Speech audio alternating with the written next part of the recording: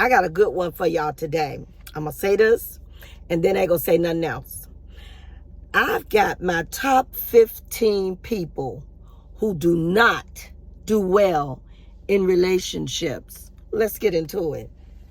Number 15, successful people. Successful people, especially women, tend to not do well in relationships.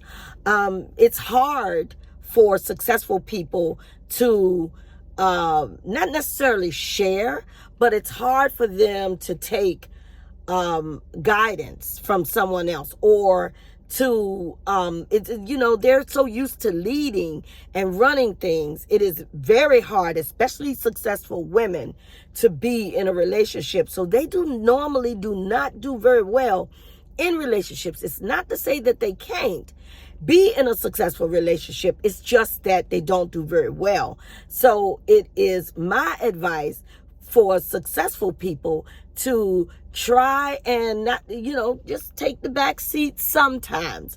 I'm not saying agree to disagree, or whatever that, disagree to agree. I'm not saying that. What I'm saying is try to not take the leadership role so much. Get in the passenger side. And most of the time, that it's opposite. One person is more successful than the other in your regular relationship. So try very hard. If you are a successful person and you do want to be in a relationship, try very hard to take the passenger side sometimes. Try to it's a word I've been fighting trying to say that word and use that word, but try very hard to submit sometimes. And submit doesn't mean that you are that's not the kind of submit I'm talking about. I'm talking about submitting in a way that both parties, both of you have talked this thing out. Both of you really want to be together, and you might have to give up what isn't even a fight and shouldn't be a fight anyway. So try not to take the leadership role so much. All right, number 14, widowers. Widowers are men who lose their wives, as opposed to women who lose their husbands, who normally that's the normal thing, that a woman usually loses her husband faster and more often than the man does. But if you are a widower and you have lost your wife and you want to get back out there, please, for God's sake, do not try to have that new woman feel that your wife who's in heaven. Don't have that woman trying to fill the shoes of your wife who's in heaven. Number one, they're two different people, and number two, they're on two different sides of the world. One is in heaven and one is on earth. And you want to make that woman that's on earth with you, you want to make her happy. You want to let her know that you see her for her, not for who your deceased wife used to be or was. Don't do that. I ain't saying don't have a little corner somewhere in the house of your deceased wife. I'm not saying you can't think about her. I'm not saying, because if a good woman is going to allow that room for you to continue to show that deceased wife some love, especially if you have children by her. However, try to give that new woman a break, and don't try to make that woman step in the shoes of that she can't fit. She can't fit those shoes. She is herself. So you all do very bad in relationships, but that's just number 14. So widowers, y'all try to chill out with all of that. Okay, number 13, multi-married people who have been married 3 or more times. Now, let me tell you something. You're the marrying type. Folk like to marry you, and obviously you must like to get married. However, and a lot of times, let me say this about us, because I have to add myself in that, us multi-married people. Let me say this, most of the time, in most cases, if you've been married more than 3 times especially, then you must have gotten married real young. I know with myself, the reason I'm a multi-married person is I got married more I got married I got married young. I was very young. So my first marriage, I was like 20. So I ain't had no daggone business being married. So a lot of times, that even though that marriage counts, because 9 times out of 10 you had kids by your first marriage, but you were so young. So a lot of times you got to give those people a break. But you multi-married people, you also have to make sure you're not holding your new person accountable for what the first, the second, or the third did. So y'all got to chill out with all of that kind of carrying on and just try to love, and hopefully you will love again. But it is difficult to be in relationships when you are a multi-married person. Because you just don't want to be that person that holds your new person accountable for what the old people did. We got to hurry up. I got to speed this thing up. Okay, number 12, older people. People who are 50 plus are set in their ways. So you have got to find room for your new person if you want to be in a relationship. Get from being set in your ways. You're going to be set in your ways. There are things that you like to do your way, but make sure you make room for the other person that you want to be in a relationship, if you want to be in a relationship. But then you got to ask yourself, do you really want to be in a relationship too? Because that's usually a big problem. Okay.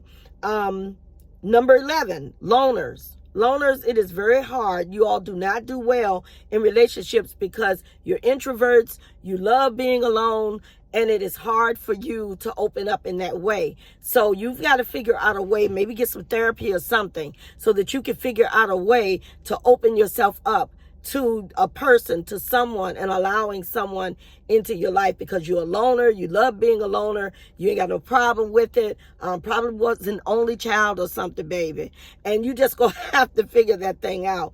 That doesn't mean you're weird or, you'll harm anybody. It just means that you have to figure, if you really want someone in your life, you have to figure out how to open yourself up, get some therapy or something, so that you can share your beautiful life with someone.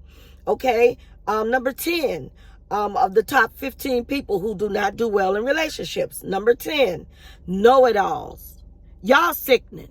People don't like, listen, let me tell you something. I admit it. I'm an admitted know-it-all sometimes, but I control that thing, honey.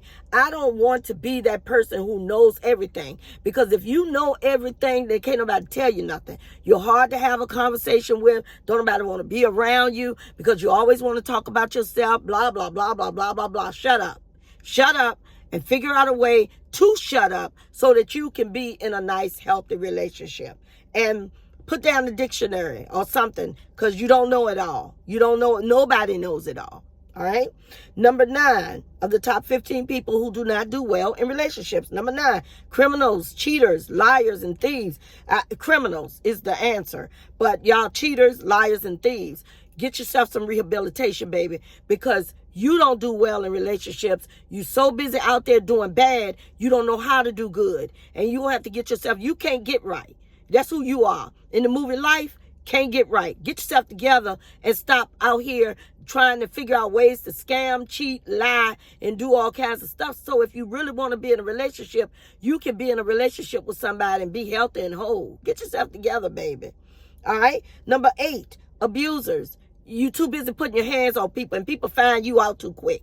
See, they figure you out, and when they figure you out, they get out. Don't nobody want nobody abusing them physically, mentally, or emotionally. Don't nobody want all that. Keep your hands to yourself. Keep your putting people down to yourself. Stop all that. All right. Number 7, multi-baby mamas and multi-baby daddies. Let me tell you something. You got multi-baby mamas and multi-baby daddies and all that. That's too much chaos. Don't nobody want to deal with that.